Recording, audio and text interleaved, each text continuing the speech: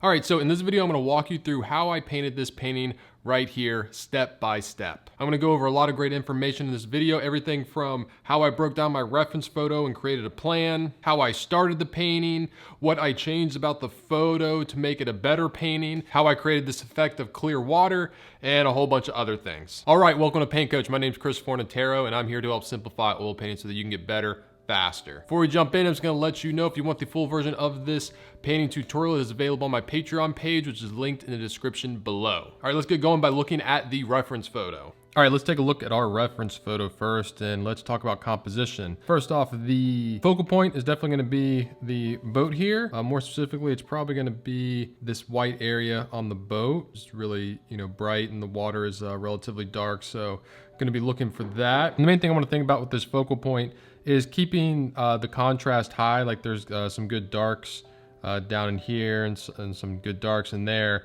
and having that contrast of the darkest darks and the lightest lights with the part of the boat where the sun's hitting it is what I want to make sure I maintain throughout the painting to keep it being the focal point. Another compositional thing to be aware of is making sure that this boat, my focal point isn't dead center in the canvas. I feel like dead center would kind of be somewhere around, here.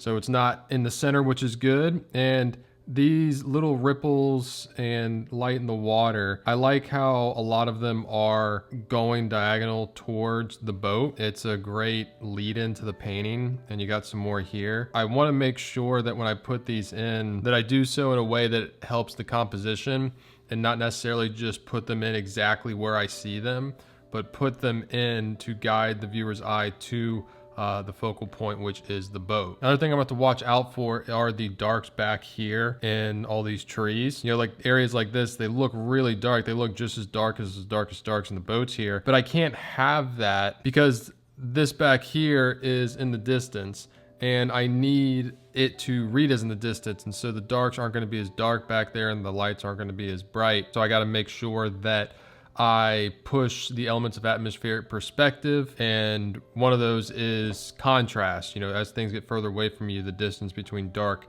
and light gets less and less. So I'm gonna have to adjust what I see here. I just can't go exactly by the photo. Also, I'm probably gonna take out this house here because it's too much going on and it's touching my focal point, and it just get a little too much. I'll probably take out this house too. I like this one over here because it's so simple and I like where it's at directionally. I got these little ripples in the water coming to the focal point of my boat, and then I'm gonna have these trees and the shore kind of as a horizontal, and it's good to have something guiding my eye back to this side of the painting. So these ripples in the water will lead you here, the boat, and then it'll send you back to this house. And then you can follow this tree line back here, and your eye's gone through the whole painting.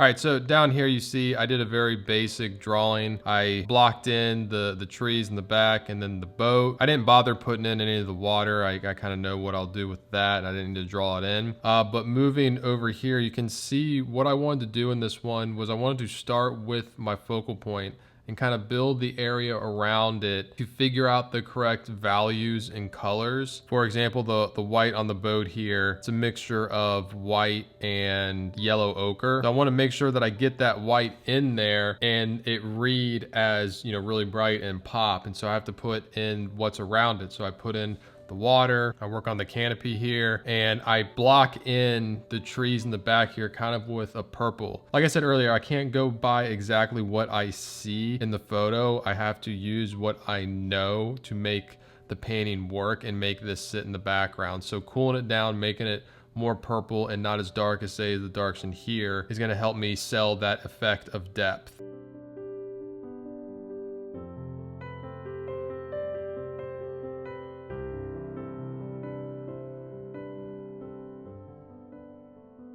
All right, so I've added some more of the boat. I kind of added this bottom part, and it's light here, but it's not nearly as light as the brightest part of the boat. So this was an area that I had to be very cautious of, dialing in the values. and also referencing how it looks compared to the water. I put some more dark accents in my boat, which again, having that high contrast of darkest darks to lightest lights is what's gonna keep it being my focal point. Got a little sun back here near the engine as well. Okay, so here I adjusted the trees in the background. Not only did I add in the light side of the trees, which is a green that's pretty desaturated. You know, it's not a very vibrant green because I need it to sit far in the distance and it's not too bright. A common problem people have with trees, especially trees that are seen in the distance, is that they make the light sides of the tree way too bright. So be aware of that. And I also lightened the purple area. You can see I lightened that up again because I didn't want it to compete with the darks in the boat here. So I pushed the blue and the white a little bit in the darks of the trees and it pushes it further back into the distance. I also started putting in the sky. Putting the sky is always very helpful because you can use it to compare other parts of the scene. And getting the right color for the sky a lot of times is pretty easy. You can kind of get it on its own. You don't really need much to compare it to get it right. Here I just used some ultramarine blue, a little bit of cadmium lemon, and titanium white. All right, I'm gonna pop in here for a second and talk a little bit about color mixing. It's probably one of the number one things I get asked about, which is why I made the color mixing video from my Foundations of Oil Painting course available for free. In that video, I break down my thought process about mixing color and how I can mix up any color using the primaries and white. I feel it gives my students a good solid foundation and understanding of color mixing. So if you want to check that out, the link to where you can watch that video is in the description below. All right, let's jump back into the tutorial.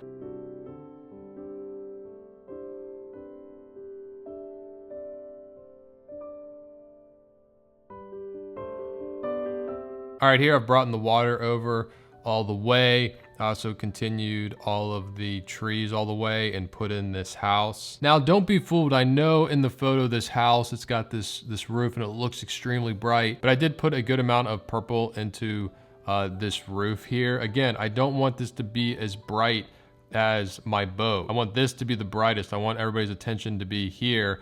And if this is just as bright, people's attention is gonna go there. I also softened the edges with the treetops. You can see all along the tops of the trees, part of it can blend into the sky, which is really helpful when it comes to trees, because trees, they got the leaves and you don't want them to be harsh, rigid edges. You wanna save those for objects that are solid and rigid, like the boat here. And having a variety of edges within your painting is just gonna keep it looking more interesting and better portray the surface or the subject matter that you're painting.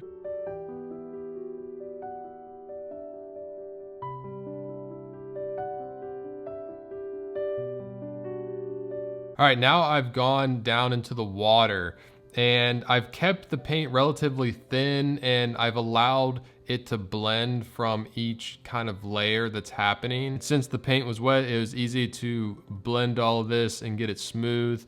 I got this reddish area here, which is where more of the sandbar is kind of coming through the water. And then I actually just let more and more of my burnt sienna ultramarine blue wash that I toned the painting with show through here. The good thing to know about water is that the closer you get to the viewer, the more you're gonna be able to see through the water to the bottom. And a lot of times the bottom, it's dirt, it's rock, and you're gonna see a lot more reds in there. So having a warmer color like this burnt sienna showing through, it doubles well for the sand underneath the water. All right, I hope everything's making sense so far. And I actually wanted to ask everybody what they feel is like the hardest subject for them to paint. Like, I've gotten a lot of people asking me, how do you paint water when it's clear and then there's reflections and this and that? So this video kind of gets into that, but I want to hear from you in the comments section. What do you struggle painting? Like, what subject do you look at and you're just completely stumped by it and you're like, I have no idea how to approach something like that? And if I see a lot of people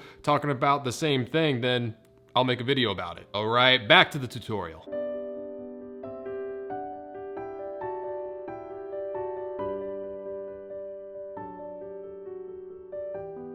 All right, here I added another element to the water, which is these blue areas, which are actually spots where the water is reflecting the sky above it, which is always something to look for in water. You know, there's a lot of things that can be happening in water. Water can look very different depending on the scene. You know, if it's really calm water, the reflections could be, you know, perfectly straight down into the water, nice and crisp. Sometimes it's not. If the water has a certain color to it, like this kind of has an aqua greenish blue to it, so you kind of have to work that in. But then there's also the element of reflection, and getting these areas of reflection of the sky is going to help sell the effect of it being water. Also developed a little more of the reflections happening here with the boat, but the main thing are these blue reflective areas. And like I said earlier, I put them in thinking about the composition and driving the viewer's eye with these blue marks to my focal point, which is the boat. I don't want it to be too uniformed. I don't want it to kind of stand out and be obvious, but I still want to drive the viewer's eye to my focal point.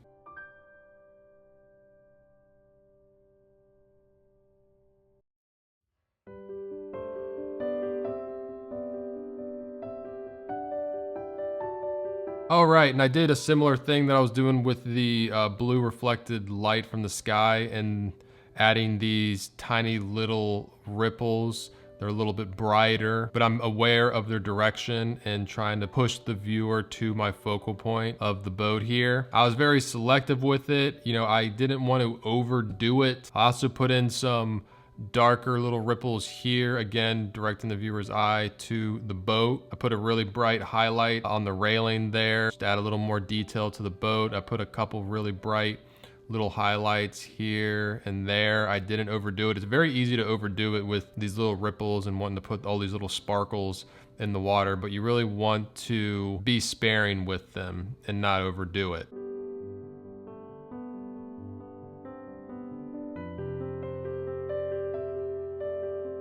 All right, hope you enjoyed that. If you did, hit that like button, subscribe to the channel, hit the notification bell so you're notified whenever I release a new video. If you're just starting out oil painting, you feel kind of lost, or maybe you've been oil painting for a while and you've never had any kind of like structured step-by-step learning, I highly suggest my Foundations of Oil Painting course. I've had over 1,000 people go through the course and they love it. I'll put a link to where you can sign up for that in the description below. And if you want to see what I am painting on a daily basis, you can follow me on Instagram at Forza43. I'm Chris Fornatero here telling you to go get painting.